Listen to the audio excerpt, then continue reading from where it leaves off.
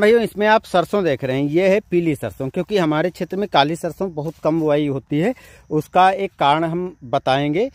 लेकिन आज हम सरसों की जो पीली सरसों की वैरायटी है, जो कम दिन में तैयार हो जाती है, जो अमूमन गन्ने कटाई करने के बाद में किसान भाइयों ने बुआई की है और उसके बाद फिर से इसमें गन्ने की ही बुआई कर दी जाएगी। तो इसलिए लंबे टाइम वाली सरसों की बुआई ना करने का एक बड़ा कारण ये है, क्योंकि गन्ने की कटाई करने के बाद सरसों की बुआई कर दी गई और उसके बाद फिर से गन्ना ही इसमें बोया जाएगा। अब इसमें जो है पीली सरसों की वैरायटी बुआई की गई है। एक चीज़ यहाँ पर आपको दिखा देते हैं। देखिए, जो सिंचाई है वो इसमें 2 दिन पहले ही की गई है, अभी भी काफ़ी नमी है और इसमें उर्वरक आदि डाली गई। कौन कौन सी चीज़ें डाली गई वो हम आपको दिखाएंगे। सिंचाई इसमें जो की गई है वो इस टाइम पर देख सकते हो, इस प्रकार के ये फूल आना चालू हो गया है और ये सिंचाई का काफ़ी अच्छा टाइम रहता है, ख़ास तौर से पीली सरसों की सिंचाई। अब पीली सरसों के अतिरिक्त इसमें जो काली सरसों वाले हैं, ये देखो पौधे हैं 1-2, तो ये अभी छोटे हैं। तो आपको अपने खेत के हिसाब से देख करके, जब नमी कम हो तो उस हिसाब से आपको सिंचाई कर देनी है। पीली सिंचाई में हमारे वहाँ हमेशा इसी टाइम पर सिंचाई करते हैं और इसके बाद जब फलियों में दाने का भराव होता है, दाना मजबूत होता है, उस टाइम पर अमूमन पानी की आवश्यकता होती है। लेकिन होता क्या है कि उस टाइम पर सिंचाई करने की ज़रूरत ही नहीं पड़ती, क्योंकि उस टाइम पर अक्सर बारिश हो जाती है और जब बारिश हो जाती है तो वो सिंचाई हमारी लगभग फ्री में हो जाती है।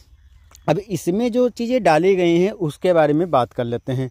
अगर आपको यहाँ पर हम दिखाएं तो देखिए, इसमें यूरिया डाली गई है। 1 एकड़ में लगभग आपको 45 किलोग्राम यूरिया डालनी है और इसमें देख सकते हो, ये आपको जो छोटी छोटी बूंदियाँ दिखाई पड़ रही हैं, ये सल्फ़र डाला गया है।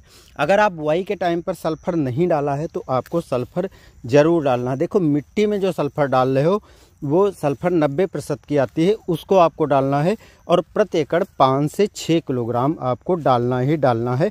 और अगर आप बुआई के टाइम पर सिंगल सुपर फास्फेट डालते हो तो सल्फ़र नहीं भी डालोगे तब भी काम चल जाएगा। लेकिन क्योंकि इस टाइम पर टेम्परेचर डाउन हुआ है, इस बार कोहरा नहीं पड़ रहा, टेम्परेचर डाउन होने पर पाला गिरना चालू हो गया है। न्यूनतम टेम्परेचर 60 डिग्री के आसपास है और इसी टाइम पाला गिरना चालू हो गया। सल्फ़र डालने का फ़ायदा यही है कि फंगस, जब टेम्परेचर डाउन होता है, फंगस लगने का खतरा बन जाता है, तो फंगस नहीं लगेगा।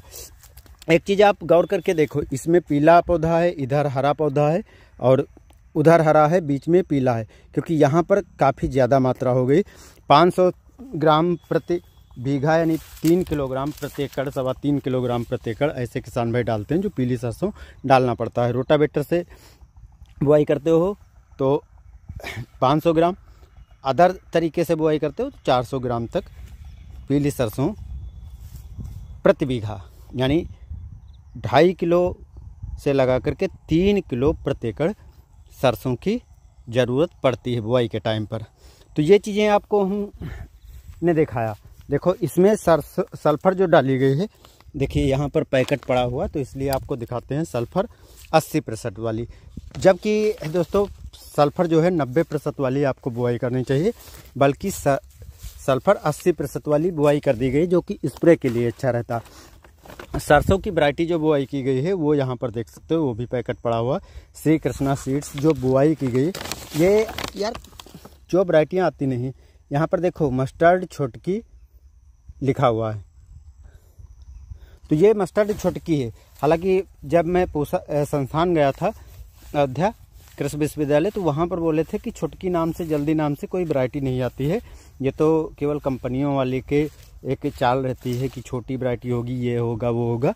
तो ऐसा कुछ नहीं है। पीली सरसों की बहुत सी अलग अलग वैरायटी आती हैं, जिनको दुकानदार या कंपनी वाले अपना नाम दे करके और करते हैं। तो इसमें हाँ पतली फलियाँ बनती हैं, एक मोटी फली वाली होती है, इसमें पतली फलियाँ बनती हैं।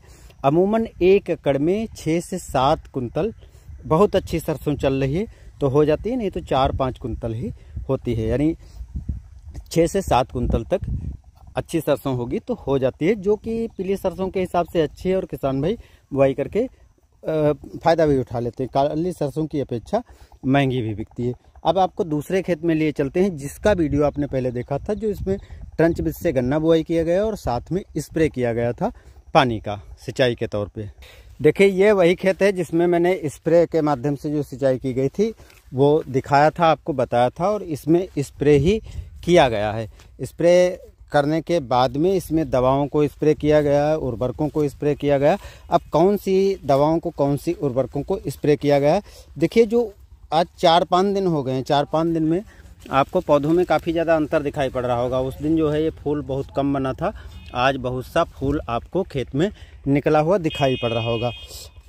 अब क्योंकि बहुत हल्की सिंचाई की गई है, मात्र पानी को छिटक करके, तो अगर हम देखें तो देखो यहाँ पर खेत में इतनी नमी हो चुकी है, जो कि आपको नीचे से दिखा देते हैं। देखो इतनी नमी यहाँ पर हो गई है, ऐसे देख सकते हो। तो जो थोड़ी सी मात्रा की ज़रूरत नमी की होती है पौधे को, उतनी नमी तो इसमें लगभग मिल चुकी है। अब यहाँ पर जो चीज़ें मैं आपको दिखाना चाहता हूँ कि नमी जो है वो पूरी कर दी गई, उसके बाद क्या क्या चीज़ें डाली गई। अब एक चीज़ और दिखा देते हैं। देखिए इसमें किसी किसी नाली में जो है पानी भी चला है, आप यहाँ पर देख सकते हो। तो ये चीज़ मैं बता रहा था कि अगर नाली में चलाओगे तो ऊपर का हिस्सा रह जाएगा, जो कि आप यहाँ पर देख सकते हो। यहाँ पर नमी केवल यहाँ तक आई है, बाकी पड़ी है।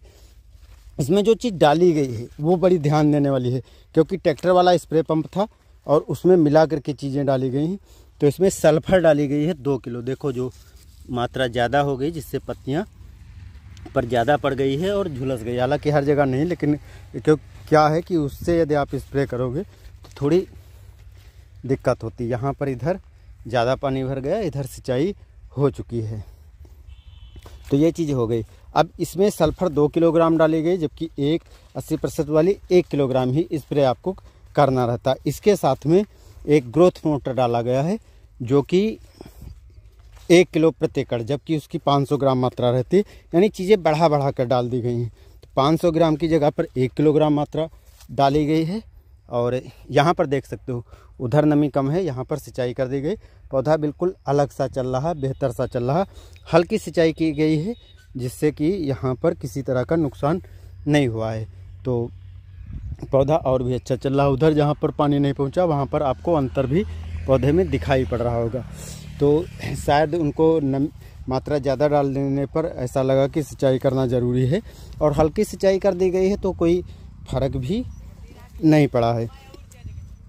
दूसरी चीज़ एक यहाँ पर बता दें, NPK 19-19-19 इसमें डाली गई। जो NPK 19-19-19 है, तो 1 एकड़ के थोड़ा ऊपर खेत है, जिसमें 2 किलोग्राम मात्रा इसमें साथ में स्प्रे की गई है। अब क्योंकि ट्रैक्टर वाले मशीन से स्प्रे की गई है, तो मात्रा वैसे भी थोड़ी बढ़ा करके डालनी पड़ती है। लेकिन कुछ चीज़ें ऐसी हैं जिसकी बहुत ज़्यादा मात्रा नहीं लेनी चाहिए थी, जैसा कि यहाँ पर सल्फर डाल दिया गया है ज़्यादा बढ़ा करके। बाकी PGR जो है वो भी ज़्यादा है, क्योंकि PGR की इतनी ज़्यादा मात्रा डालनी नहीं चाहिए थी। 500 ग्राम की आवश्यकता थी और 1 किलोग्राम डाल दी गई। हालांकि यहाँ पर आपको दिखा दें, देखो वहाँ पर सिंचाई की गई है, यहाँ पर पानी को छिटका गया। तो इतना ज़्यादा पौधे में अंतर नहीं, क्योंकि पौधे को अभी भी नमी मिल रही है। लेकिन अब होगा क्या कि कुछ टाइम के बाद इसमें नमी ख़त्म हो जाएगी। देखो यहाँ पर बहुत कम नमी बची है, तो नमी ख़त्म हो जाएगी, तब पौधा थोड़ा कमज़ोर सा लगेगा, क्योंकि मात्रा उर्वरक की इसमें बहुत ज़्यादा बढ़ा करके डाली गई। तो मात्रा को आपको बढ़ा करके बिल्कुल नहीं डालना है। स्प्रे कर रहे हो तो 1 किलोग्राम से लगा करके 1.5 किलोग्राम आपको 19-19 उर्वरक डालना है, इसके ऊपर नहीं डालना है। अगर 150 लीटर पानी लेते हो तो 1.5 किलोग्राम, या अगर 100 लीटर पानी लेते हो तो 1 किलोग्राम ही आपको उर्वरक का स्प्रे करना है। ग्रोथ मोटर ले रहे हो तो 500 ग्राम अधिकतम आपको लेना है। लिक्विड वाला ले रहे हो तो 1 एकड़ में 250 ml ही काफ़ी है। इसके ऊपर आपको बिल्कुल नहीं लेना है, नहीं तो फ़ायदे की जगह पर फसल को नुकसान भी हो सकता है।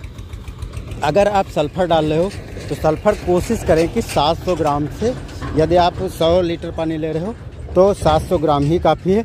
अगर आप 150 लीटर पानी ले रहे हो तो 1 किलोग्राम तक ले सकते हो। अगर आप इससे ज़्यादा लोगे तो आपकी फसल भी इस तरीके से जो है उस पर सल्फर अधिक पड़ेगी, पत्तियां जल सकती हैं। तो इस बात का आपको ख्याल रखना है, जिससे आपको नुकसान ना हो। तो बस दोस्तों, आज की जानकारी इतनी है। उम्मीद करता हूं कि जानकारी पसंद आई होगी, और ये सावधानियां करके आप भी सरसों की अच्छी पैदावार ले सकते हो। जो होने वाले नुकसान हैं आपकी गलतियों के कारण, किसी छोटी छोटी गलतियों के कारण, उनसे आप बच सकते हो। धन्यवाद।